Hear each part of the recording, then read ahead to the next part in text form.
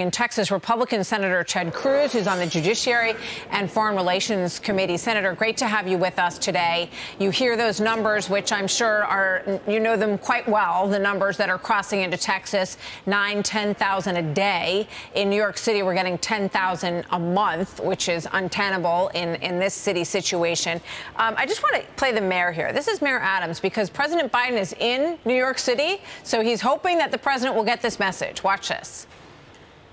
I am hoping that he understands this beautiful city that's the economic engine of the entire country is being saddled with a $2 billion that we spent already, $5 billion we're going to spend in this fiscal crisis. New York don't deserve this. The asylum seekers don't deserve this. And so while he's here, I think that they should really reflect on New York City has done its part. Senator, you hear that. You wonder if the tide is starting to turn now that cities like New York are having to handle the kind of things that have been happening in Texas for years. Yeah, look, we're seeing this happen all across the country. You've got the Democrat mayor of New York City. You've got the Democrat mayor of Washington, D.C. You've got the Democrat mayor of Chicago. You've got the Democrat mayor of San Francisco. You've got the Democrat mayor of Los Angeles.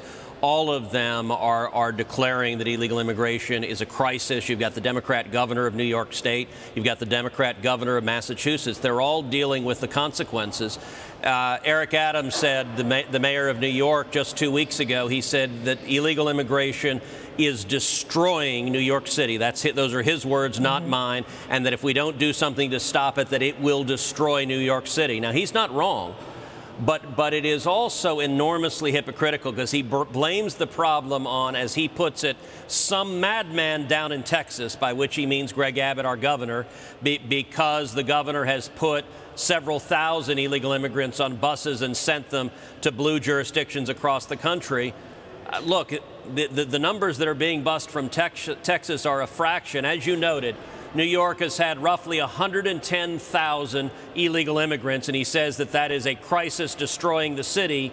The state of Texas and our entire southern border have had, during that same time period, 7.2 million illegal immigrants. As you just noted, as Bill Malugin did in his terrific report, we're getting about 9,000 people a day. That means in 12 days, we get on our southern border what New York is saying is a crisis over the last 2 years. We're getting that over and over and over again. And the person responsible for it is Joe Biden and Kamala Harris and every Senate Democrat who have been complicit in these open borders. This is a man-made crisis, and if Eric Adams wants to end it, he needs to pick up the phone and call Joe Biden, well, or I'll tell you what, he can call Chuck Schumer in Manhattan. I think he's tried to get the attention of the White House. What do you think about the fact that the president gave a speech today, and we're going to speak with John Kirby from the White House in just a little bit, didn't say anything about what's happening at the border, has not sat down with the presidents of Mexico or Guatemala to say, we need to come to some kind of agreement on this? Well, when Biden did sit down with the president of Mexico last year, the president of Mexico did a press conference in Spanish where he stood next to Biden and he bragged. He said Biden is the first president of either party, Democrat or Republican, not to build even a meter of new border wall. Essentially, the president of Mexico bragged about Biden's open borders. And Martha, the thing to understand, there's a strategy. There is a reason Joe Biden didn't talk about illegal immigration today, because they cannot defend the disaster that is unfolding. A few months ago, I was down at the border. I try to bring senators down to see firsthand what's happening.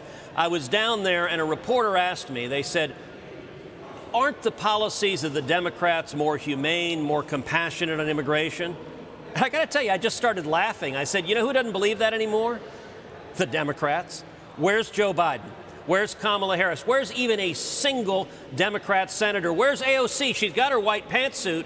The reason they don't come is you cannot see the death and suffering and misery and the children and women sexually assaulted. You can't defend it. So their only strategy is to ignore it and to hope the corporate media does the same. Y'all are doing an awesome job. Headlines in the New York Times, child labor and the broken border. Do you think that things are shifting here because these cities are seeing this? And I need a quick answer if you can, sir. And you have legislation in the Senate. Do you think this is a moment when something could pass because these other states are under so much pressure? So unfortunately, where we are, every Democrat in the Senate remains committed to Joe Biden's open border. So we've been able to get no Democrats willing to work together to secure the border. No Democrats even willing to support Kate's law, which I authored, which says that aggravated felons should get a mandatory minimum when they cross illegally. We got a lot more work to get Democrats to listen to the American people. These Democrat mayors are very upset, and we'll see if the tone changes, because the Democrats just say, oh, it's a Republicans' problem. And, you know, I think people are so tired of it. They're looking for some actual solutions out of Washington.